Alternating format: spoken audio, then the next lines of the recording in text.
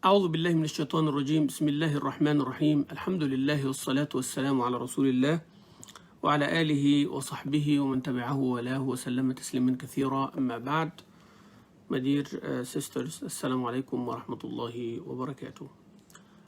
Today, inshallah, we continue with the art and the etiquettes of Sadaqah, and this is the third session. We talked, alhamdulillah, about the definition of Sadaqah and how it encompasses all affairs of our life. It is truthfulness with Allah. It is a proof how sincere you are to Allah Azza wa Jal. And it comes in different shapes and forms, not only financial. But whenever we mention Sadaqah, it goes to financial because this is mostly what the application or the dominant application is financial, is to give someone. Why? Because people have needs, and these needs has to be met. So the people need money to purchase that or to gain the benefit or the commodity. Either they need something to eat or the dress or to pay for living expenses, or they need like a benefit. They need to study, they need to get medical help and a benefit. So, and all of this has a price. It have a price. So all those things have a price. So that's why when we say Sadaqah, it always go toward the money. So it is the biggest manifestation or application. But there is the Sadaqah of knowledge, the Sadaqah of yourself, Sadaqah of your physical ability, Sadaqah if you have a status or people respect you, so you can help them with that. You know, a credit that you have with others. You have credit. People listen to you, people respect you, people obey you, and then someone needs help based on that. That's a sadaqah or a charity. We also talked about the different levels of al-jud or generosity, different levels, all of them other than the financial. All of them other than the financial. So financial comes, you know, other than those. So if you have money, alhamdulillah. But if you don't have money, don't think that you cannot give charity. You can be from المتصدقين والمتصدقات. You can be among those who spend for the sake of Allah. But when Allah Azza wa Jalla says Sadaqah, He mentioned it as also qard. إن المصدقين والمصدقات وأقرضوا الله قرضا حسنا. They give the loan, and loan because you want the reward, and Allah will give you the reward for it.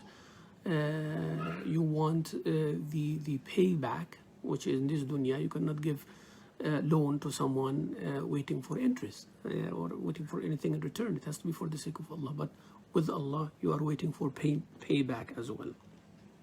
So you are benefiting someone in this dunya.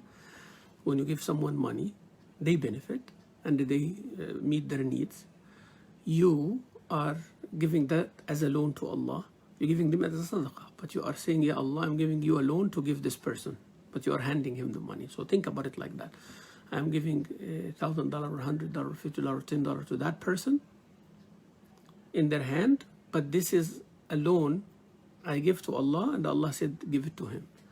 So now this transaction with him finished, and he's benefiting, and you are getting reward from Allah that you benefited him, that you are the reason that he benefited, plus Allah will pay you interest for your loan in Yawm al-Qiyam. See how many things? So you are rewarded in this dunya. Maybe someone sick is healed. Maybe Allah prevent a calamity from happening to you. Maybe Allah Azza wa Jalla give you goodness or give you good rizq halal because of the sadaqah you give to somebody. So you are rewarded in the dunya. You benefited in the dunya, and he benefited in the dunya, the person you give. And then you will benefit in the akhirah when you go and see what Allah prepared subhanahu wa ta'ala for you for giving the loan. Yani Allah said, give me a loan and to give to that person. Or Rasul Sallallahu used to do that. When somebody like needed money, Rasul Sallallahu said, you know, I don't have money, but he can take a loan from someone and said, pay him and I'll pay you back. This is a great thing that you do with Allah Azza wa Jal. Are there conditions for sadaqah? Now we're going to talk about the financial. Sadaqah, Allah Azza wa Jal said, يا الذين آمنوا أنفقوا من طيبات ما كسبتم. Baqarah 267. O you who believe, spend from the purest of what you earned. وحديث النبي صلى الله عليه وسلم he said, whoever gives sadaqah, even it is the equal of a date. من تصدق بعدل تمرة من كسب طيب ولا يصعد إلى الله إلا الطيب. And nothing goes to Allah except the pure things. Allah only accepts pure things. فإن الله يتقبلها بيمينه. Allah will take it with his right hand. ثم يربيها لصاحبها كما يربي أحدكم فلوه حتى تكون مثل الجبل. And Allah will keep raising it like one of you will raise like a mare, like a horse, until it becomes a very strong and powerful horse, like a mountain. It becomes like a mountain. It has to be sincere for Allah, and we know the hadith. No action except by niyyah, and niyyah has to be sincere to Allah. والنبي صلى الله عليه وسلم, he said, إنك لن تنفق نفقة تبتغي بها وجه الله إلا أجرت عليها حتى ما تجعل في امرأتك. You are not going to spend anything doing it for the sake of Allah only, except you will be rewarded for it for sure. Even the food that you put in your wife's mouth. And your wife's mouth, maybe you can raise your hand and put it in her mouth, or putting the food in the table means also you put it in her mouth. So I don't want people to fight over that.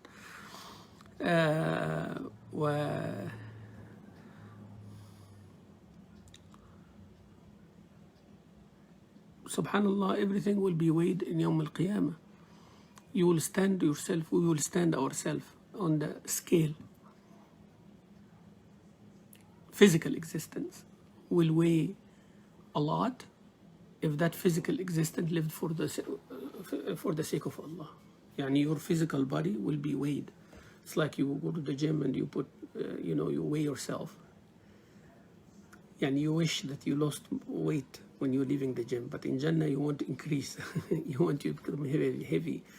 Do you know how, like, you go to NASA or you go somewhere and then they tell you your weight on Earth is this much, but your weight on Mars is this much. Some of the planets, your weight will be very minimal. Like if you are 200 pounds, your weight will be like 10 pounds or 20 pounds. But other places, your weight will be like 2,000 pounds. Yawm al-Qiyamah is like that. Subhanallah. Yawm al-Qiyamah is like that. But it is not because you are on a different planet.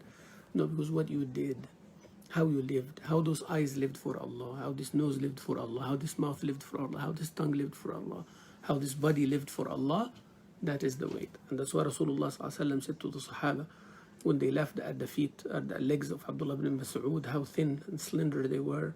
And he said they are heavier than the mountain of Uhud in the scale Yawm al-Qiyamah. And then in another hadith, Rasulullah said, a person who is so overweight in this dunya, from the disbelievers who disbelieved in Allah, will become Yawm al-Qiyamah, and his weight will not be as heavy as the wing of a mosquito. Okay? So we will be weighed. Also, our a'mal will be weighed.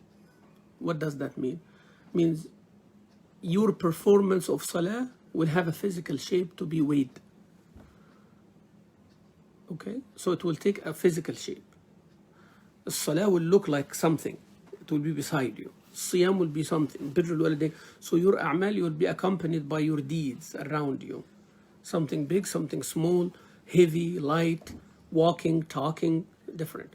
And those will be weighed as well. So some people, their salah will weigh a lot. Some people, their salah will weigh nothing. That means not accepted. Yeah, they prayed.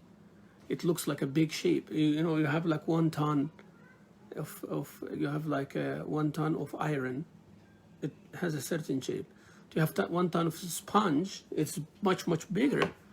So the shape and the size doesn't matter in that day of your deeds. The shape and the size of your deeds does not matter that day. But it is the weight. So the weight of your salah, of your zakah, of your hajj, of your birrul walidain, of your citation of Quran, of your sadaqah. So your sadaqah will weigh something Yawm al-Qiyamah. And some of those shapes will have a function. And you can ride them, they will shade you, they will defend you, they will intercede for you. As Rasulullah said, that fasting and Quran will come and talk to Allah Azza wa Jalla. Said, Ya Allah, he did this for us. Like I prevented him from eating and drinking, so make me intercede for him. in the Quran said, Ya Allah, I made him sleepless at night, so made me intercede for him or her. And of course, when I say masculine, it does not mean only men. I mention that all the time. So Allah Azza wa Jalla will give them permission to intercede. So even if that person in trouble, your deeds will. So some of the deeds, they are with you to be weighed. Some of the deeds will be weighed and talk on your behalf, like a siyam wa al-Quran. Some of the deeds will be shading you, like your sadaqah will be a cloud above your head from the heat of that day and the sun of that day. Okay. Also, your recitation of the Quran. The recitation of the Quran will, as I mentioned, will come and intercede for you. And some of the deeds will cause you something. Like, you raised a child who memorized the Quran and acted upon it.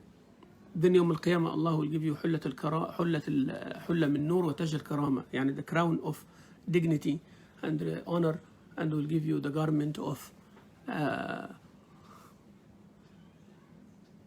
light. If your child is not like that, sponsor someone. If you don't have a child, sponsor someone who can memorize the Quran, recite Quran. And then you take the reward also for that. Make sure that they continue in that path. That's why I tell people, you can pay the tuition for someone to study medicine or engineering or anything like that. Or you can sponsor someone from young age. You don't have to sponsor them like in the dunya affair. No, sponsor them for studying from the kindergarten until they graduate and they become a scholar who teach people and sponsor their salary as well. I wish this start happening by organizations and by people. You sponsor someone from birth to death. So you dedicate life to teach people the religion and protect people's deen. Wow, this is an amazing thing. Imagine how many people that person would benefit, how many people that person will, by the grace of Allah, will save from ignorance, how many people he will solve their problems, how many people he will guide and coach and mentor and teach. Amazing, right? How many people will teach wudu and salah and everything. So that's why I'm saying from birth to death, you or a group of people or establish an organization or an existing organization, say, I'm going to sponsor one person all my life as much as Allah give me. From the birth, you find a family that are struggling, say, I'm going to sponsor your son or your daughter to do like that. Sponsor lightly, few people when they are like in that age to take care of their physical needs and all that. And once they grow and they become kindergarten or first grade, you will see the signs of intelligence on them. So that's the one that you started sponsoring on a heavier and a deeper level until they finish like the middle school or so on. And then you pick from the ones that you picked. So now it becomes less. So you are sponsoring like 10 kids, not much. But then when they get to their elementary, it's going to be lesser. And in the middle school, it's going to be lesser. And then, when they become teenagers, then you know which side they are in. Are they attracted to the dunya more, or are they materialistic and all of that, or they are someone calm? And you see those gifts Allah gives to certain people. That is the one that you need to invest in to direct them. Like people say, I'll give a scholarship for to study journalism, or I give for engineering, or I give a scholarship to study medicine, or I give a scholarship to do such and such. No, you say, I give a scholarship to study the deen of Allah, to memorize the Quran and the Qira'at, and to teach people the book of Allah. That's my sponsorship. So as long as you are in that track and you are improving, your scholarship continues and increases. Yeah.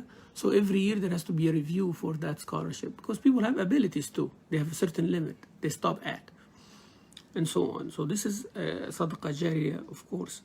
So there will be weighed. So 3 things will be weighed. We said 2 of them.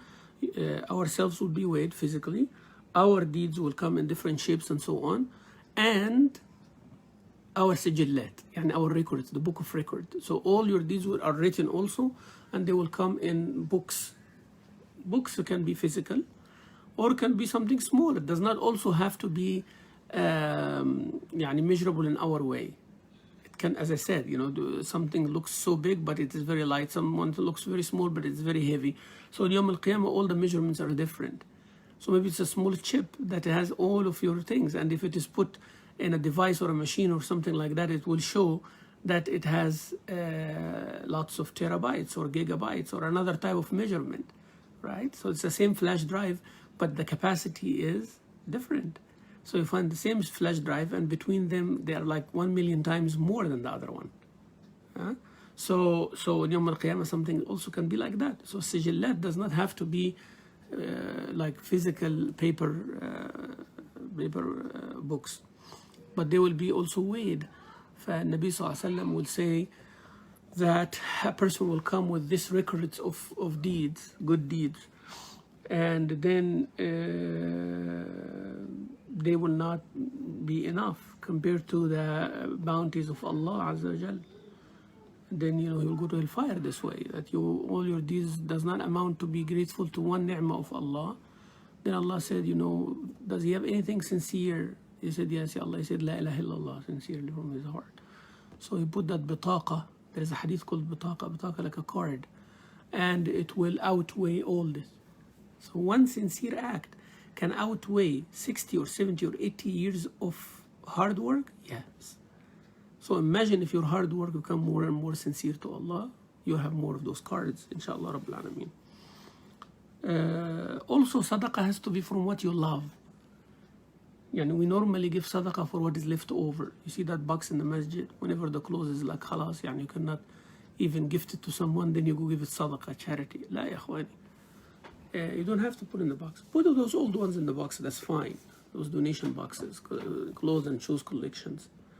But when you buy something, then buy something, it doesn't have to be the same, but buy something new. If you buy yourself $100 worth of clothing, pants or skirt or whatever, sharwal kameez or something like that, or thawb, buy another one, but much cheaper, no problem. But you would wear it. Not necessarily the same exact one. It would be better, of course, if you do that, but something that you would wear. It doesn't have to be as expensive as the one that you buy for yourself, but you give it to someone who needs. Subhanallah. Wallahi, it is such a satisfaction when we get over our selfishness. وَمَنْ يُوقَ شُحَّ نَفْسِهِ فَلَكُمْ مُفْلِحُونَ. شُحْ النفس هذا miserliness of one's own self. It doesn't mean that you do not want to give others money. Sometimes you don't want others to have what you have. You are able, but you don't want them to have what you have. Charity or generosity comes in different shapes and forms. If I'm wearing like this, I'm wearing this hat here, and everyone meets me and says, Sheikh, where is this hat from? I tell them where it's from. So this is from Egypt. Anybody going to Egypt, tell him this is the name of the hat. And then you see them wearing it. Great, mashallah. I wish the whole masjid wears like that. At least we'll have a uniform.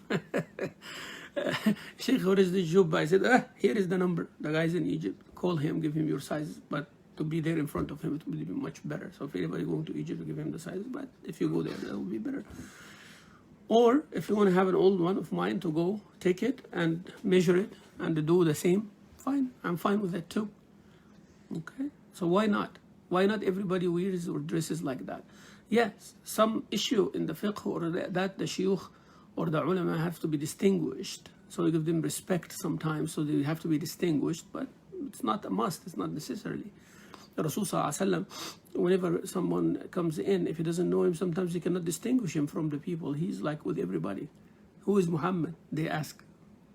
They said, this he is. Then he become a Muslim. Said, Ya Rasulullah. After that, he distinguishes him, but before he was not able to, because he's with everybody. So sometimes you go to a wedding and then you find someone wearing the same suit, or the same dress like you have. You wish to leave. You don't want to be there. You hate it. Why, ya akhi? Why, ukhti? So this is shuh. Shuh, that you do not want others to have what you have. Whether it is money, you don't want to have them to have it. Whether it's clothing, you don't want them to have it. Whether it's a recipe of food, you don't want them to have it. Shoes, you don't want to have it. And you don't tell them where you got it from or how it is done. Or a sister, teaches the dish without one ingredient, or does not teach them the skill that they need to have it like hers. And people fail and become frustrated, and then we don't like each other, and then we wonder why we are divided in the community. Why? Subhanallah. That's why I'm telling people, like, if you take this from me and wear it, it does not make you me, right? So I have my own spiritual fingerprint on it. Meaning, like when I dress this and 100 people dress it, we're not the same. We look, yeah, it looks the same, but this is that person wearing that shirt. So it's a different entity. And I want you to look at it like that. ما في مشكلة إن شاء الله رب العالمين. So may Allah make us among those who are successful and are saved from this, their own covetousness and miserliness. So you should give sadaqah from what you like to reach the highest degree. Also, not to look at your sadaqah as if it is too much, or you are doing Allah a favor, or you're doing people a favor. لا تستكثر ولا تمنن تستكثر ولا تمنن تستكثر. يعني do not remind people with the sadaqah as if it is something big. Remember, I give you such and such. So what it is? You give him what? Like what? What did you give? Thousands of dollars? What? You will not be giving him thousands of dollars if you don't have like hundreds of thousands of dollars or millions sometimes. So it's not much for you. It's maybe much for him. But why you are burdening people like that and you're destroying your own reward? Also, do not belittle it. And do not look at it as too much compared to human being. And do not belittle it when you're dealing with Allah. If you give a little sadaqah, don't think it is little, because with Allah it is a lot. And when you're giving a lot, don't think it is a lot with the human being. Because maybe this one little sadaqah precedes than what that one big sadaqah. You should initiate give the sadaqah the minute you are able to. Don't delay it and don't say tomorrow, because you do not know. You do not know. And also you have to give it in open. If you see that people, it's better, I mean, not you have to, but it's better to give it in the open if you know that people will be affected by you. Sometimes when we are in a fundraising or something like that, or there is a cause, certain people will not give unless a certain person would give first, opening up. And subhanAllah, sometimes this is abused. Like that person who knows that everybody will be impacted by them, start playing politics. And say, I'm not going to donate for that because it's not my way, or it is not according to what I want. So I'm not going to come to the fundraising or the donation. I'm not going to give because he knows that there are 7, 8 people or 100 people behind who will not give because of his giving. So now it is not for the sake of Allah, for everybody. I tell those brothers and sisters, if you do not want to give 1,000, just at least give 100. But be present. Like give for Allah's sake. Do something for Allah Azza wa Jal. Don't let that take over you, this personal things and political agendas and all of that. It's much, much bigger than that. A day will come, we'll cry. We will wish that we give every single penny that we have for the sake of Allah subhanahu wa ta'ala.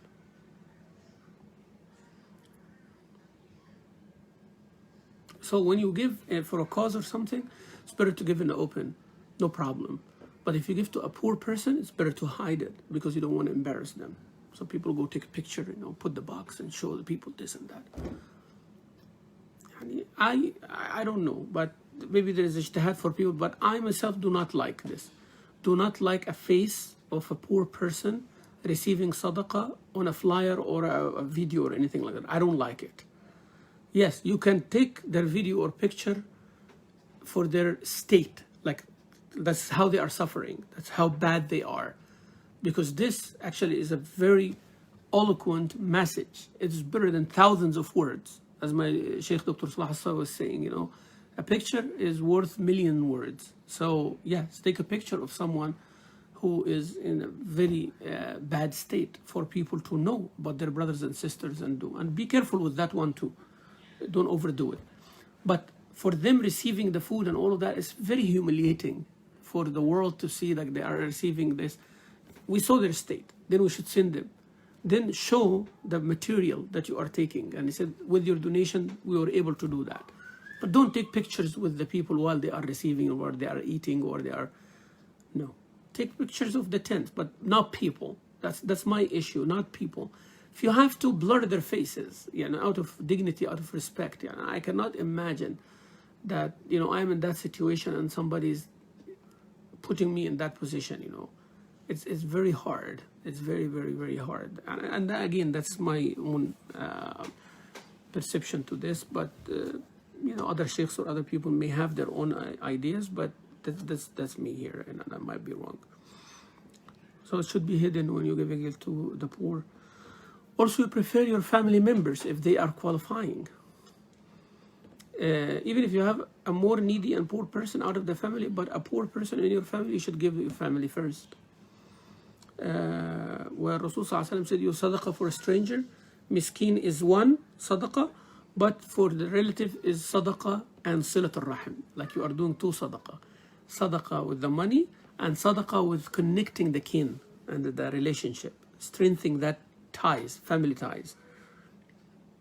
وأبو طلحة وسعد بن أبي وقاص and all many other Sahaba, they did the same. When Abu Talha came and donated, Rasulullah said, divide it among your family members, and he did.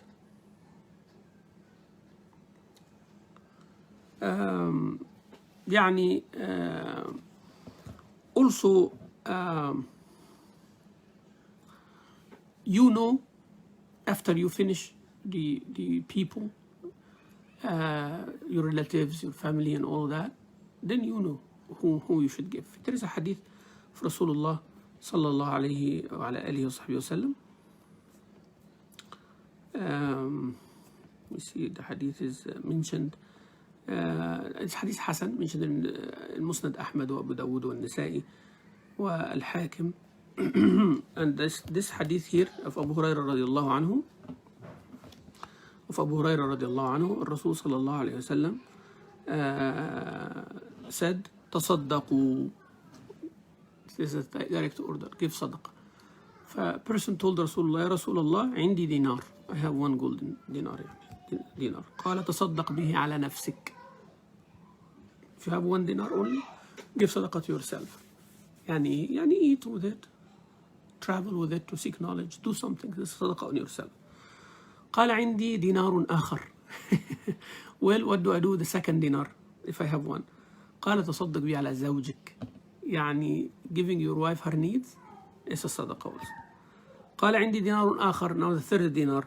قال تصدق به على ولدك. Give it to your family. See, Rasulullah sallallahu alaihi wasallam said, sadaqah for a stranger comes after you meet your needs first. So if you have one dinar, he said, give it yourself. Because you are the head of household, you need that. Then he said, I have another one. He said, your wife.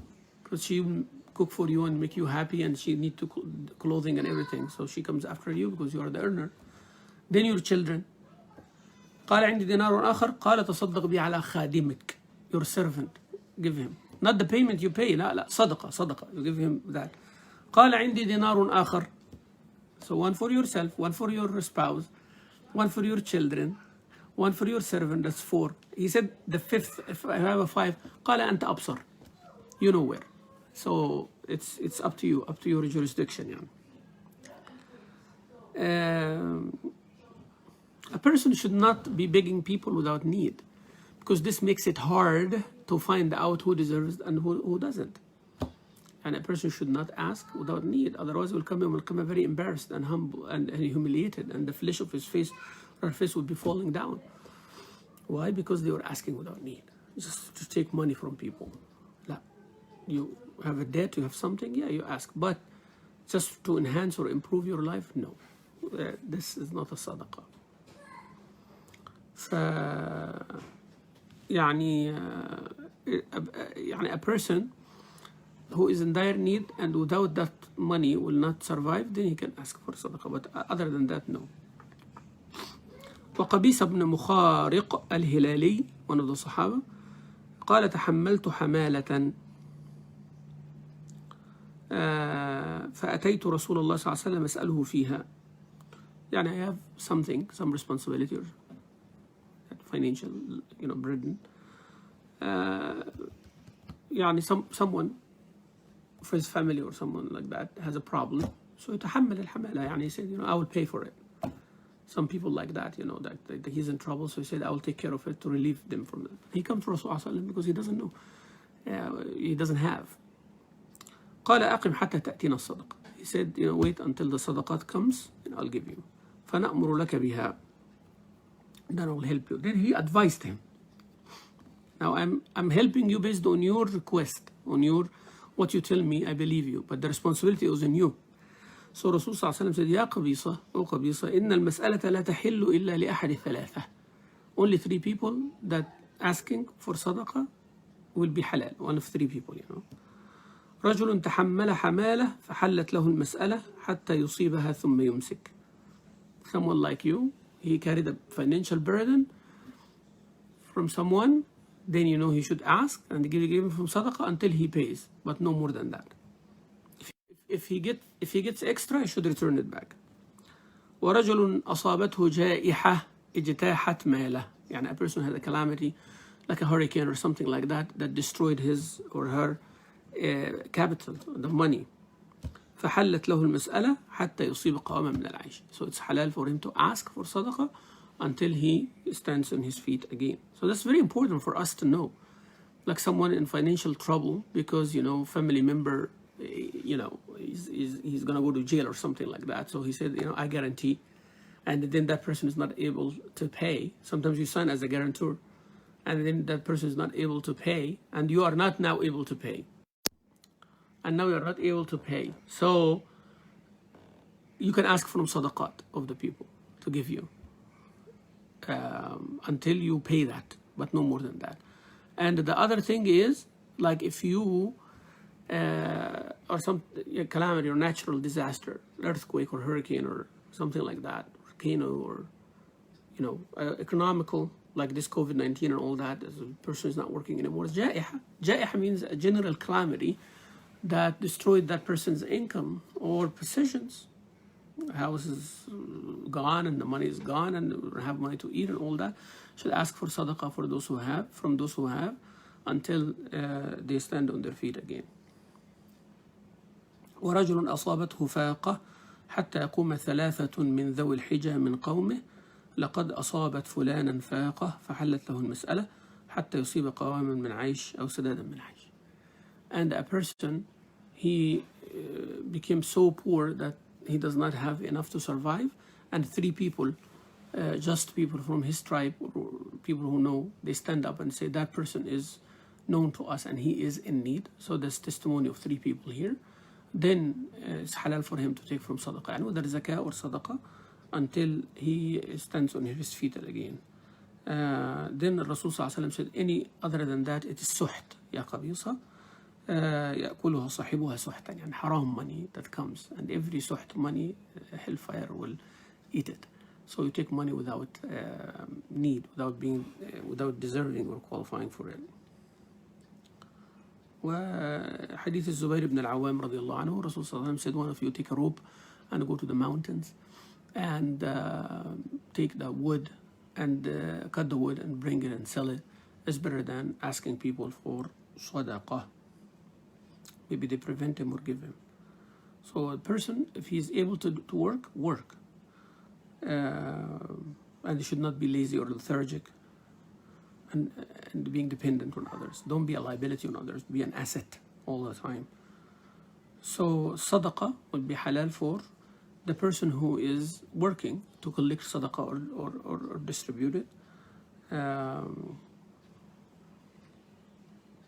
Or a person who's in debt, or a person who guaranteed someone, or a person is going for the sake of Allah, jihad fi sabilillah, or a miskin that you give sadaqah, and so on. Yani. So Ahl sadaqah is yani, depending on what type of sadaqah you give. You can sometimes give sadaqah by planting a tree, fruit tree in the street, that the birds eat from it. You have sadaqah from that. A human come and eat from it. You have sadaqah from that. That's a sadaqah, as Rasulullah sallallahu alaihi wasallam said, Hadith Anas. No Muslim who plant a tree or plant some vegetation or plants, and some person eat from it, or a bird eats from it, or an animal eats from it, is accepted to be written a sadaqah for you. Anybody who dig a well of water, anybody drinks from it, is a sadaqah for you.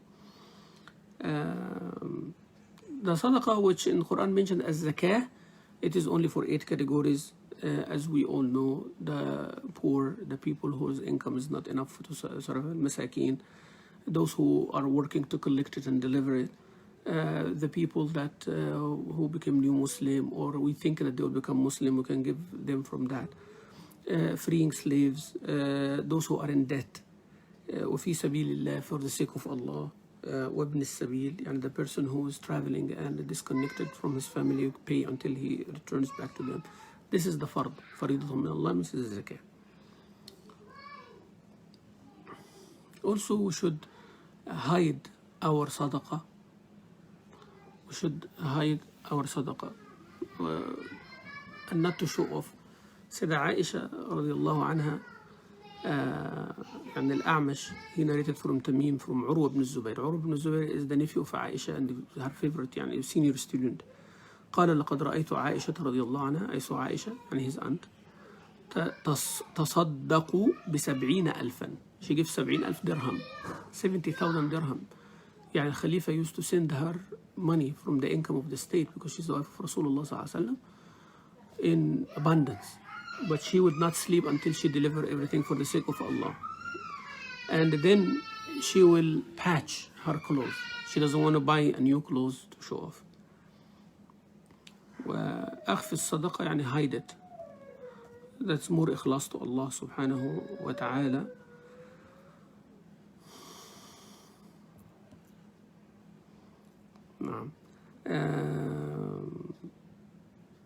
Rasul sallallahu alaihi wasallam said if the woman gives sadaqah from the food of her husband without exaggerating, he will have reward, she will have reward as well. That's the gates of sadaqah are too many. Planting, as I said, the fruit tree in the front yard so people can eat from it. Planting any vegetable and the birds eat from it, don't be sad, Alhamdulillah, sadaqah. You plant something, tomato or another vegetable or fruit or like strawberry or something like that in your backyard, and then when it ripes, you wait for an extra day and you find the birds eat it. Ya akhi, Allah wants the bird to eat it so you can get a sadaqah. Say, Allahumma اغفر لي بها, Ya Allah, raise my degree with it and forgive me with it. So be happy that if you eat it, you benefit from it. But if someone else eat it, you do not know. That person was hungry, that person wanted it, Allah Azza wa Jalla sent them for a reason, but you will benefit at the end of the day.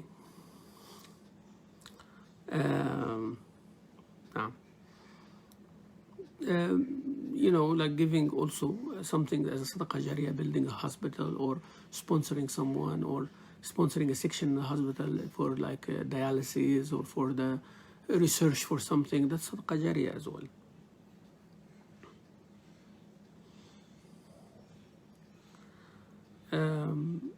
Also training people, like in our time now, like for example, if there are widows or divorced women in our community, or men who lost their job and they are unemployed, can teach them a skill. Alhamdulillah, Masjid Salam now, mashallah, our youth director Hassan is going to have a course about like the computer and all of that. Why not?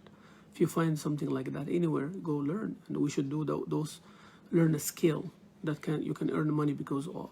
Learn a skill, internet skill or something like that. So sponsoring this is a sadaqah. Like, helping people to stand on their feet, buying some sewing machine or some needlework or something like that, and training someone on it so they can make money. That's also Sadaqah Jariyah. Every time they do and benefit from it, you get reward. To give also poor people something, like someone unemployed, and you tell them, okay, I'll buy you 1 or 2 lawn mowers and you can go mow the lawns and make money. Fine. Buy, few people come and buy a truck for someone like who's a handyman or something like that to go around. Yes, there's not much, but it can become too much for someone. So help someone write their resume. Maybe they don't know. Help someone find work. But maybe you have more connections than them. Also taking care of the masajid. هذا صدقة أيضا. The lighting of the masjid. Say, I'll pay the lighting bill or 50% of the lighting bill of the masjid. I'll pay the water bill. I'll pay the gas. I'm gonna pay for the cleaning service of the masjid. MashaAllah, that's Sadaqah Jariyah. If you pay the people who clean the masjid, part of it or all of it, wonderful. Those are the a'mal that continues and it will always be there. Some people think like, okay, I want the building only, the mortar, the brick and mortar. But actually there's more than that. The lighting of the masjid, the carpet of the masjid, maintenance of the masjid, workers of the masjid, you pay toward that. It's a sadaqah as well. Donating a land to build something for the community, or to make their path. And somebody have a land close to the masjid, and it is going to make a difference to the masjid. They can, instead of selling, they can donate it. So these are things that, examples from that. Inshallah, next time we are going to continue with different aspects of sadaqah, and some of the examples of Salaf Salih, some of the examples of the guided predecessors and the way they give sadaqah, to see their adab and the etiquette and the art, how they very innovative in giving sadaqah and finding ways. May Allah make us among those who give sadaqah, and may Allah make us among those who are rewarded for their sadaqat, and may Allah make our sadaqat testify for us in the day of judgment. أقول قولي هذا أستغفر الله العظيم لي ولكم والسلام عليكم ورحمة الله وبركاته.